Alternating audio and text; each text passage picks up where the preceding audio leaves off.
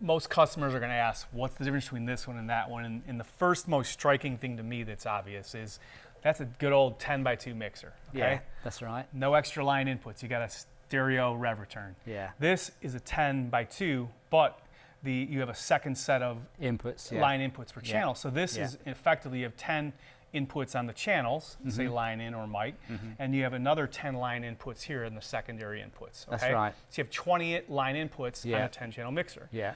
You have 4 rev returns as opposed to 2. Yeah. Okay?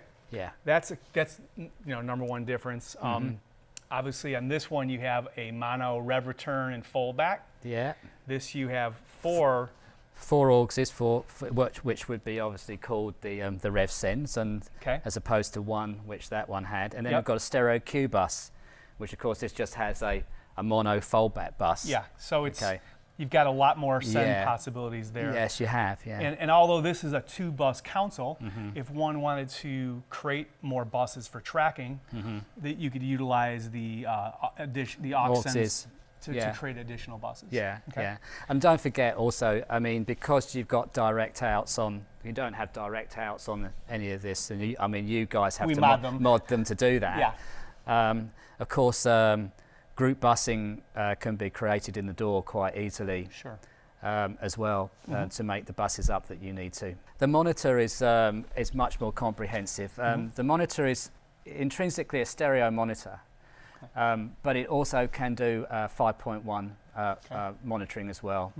So it's got a set of loudspeakers which can do 5.1, and also 3 sets of externals which can accept 5.1 as well. So this is there intrinsically. Sort of if you've been doing mixing in the box, a 5.1 mix in the box, then you can play it back out onto the through the externals onto the monitor loudspeakers to be able to monitor it. So it's a very handy tool.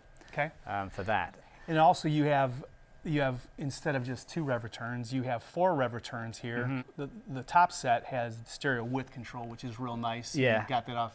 You took that off the 8816. Yeah, and Genesis, comes from as well. Obviously, this didn't have an insert across the main mix bus, so now we've got an insert point, patch point across the main insert bus, which can obviously be pre or post. Yep. But also, we put 2 500 slots here as well. So the 500 slots can be either run from the patch I/O, or they can be brought across and put across the main mix bus as well. So this console will come loaded stock with a couple of compressors which you can use to compress across the main mix bus.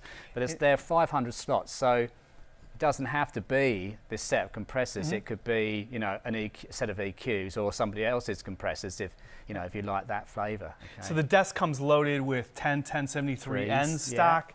Comes with 2 Neve 2264 ALBs stock, which are really a knockoff of your Neve 32264A, the amazing compressor, or the Neve 33609, but in a 500 series format. So just those additional features right there are pretty impressive, and it really works well with the modern workflow. Yeah, and again, another thing, we have a switchable insert on each channel, and a channel meter as well. So you can see your inputs coming back in as well. And I guess also some comprehensive metering as well, and also SLS send as well, which can be used as a second Q feed, and a headphone system as well, for guys that really need to check their mixes with a decent set of headphones as well, not trusting the set of monitors that they're using at the time. A lot of these center section features are really a takeoff of the 88R and the Genesis. Yeah. A lot of just comprehensive functionality. Yeah, and I'll be going through that obviously as we run down the channel strip and we come into the center section. While we're talking about the additional features, of course, at the back of the console, it's all desubbed. So it's really easy for you to connect it up to a desub patch system. We have made it so that you don't have to do that, and that you can just plug the microphone inputs to the XLRs on the back here, and then you've got a set of XLRs here where you've got the main mix output, the Q output, and 2 sets of loudspeaker monitor outputs. So effectively, you can just wheel this up and just plug the mics in, connect the mix output up to a door, and then connect the loudspeakers up, and you're recording without a patch-based system as well. So, there's lots of other bits of flexibility with the console as well. And if you want to take advantage of all the IOs and so forth, install a patch-based system. Vintage King Audio would be happy to integrate one for you, and you can have some comprehensive patching. Now here you're in the modern day world, and you're sticking to modular technology. That's really impressive, and I know it was really important to you in the design that you were really true to the heart and soul of the classic Class A 1073, BCM10 sound.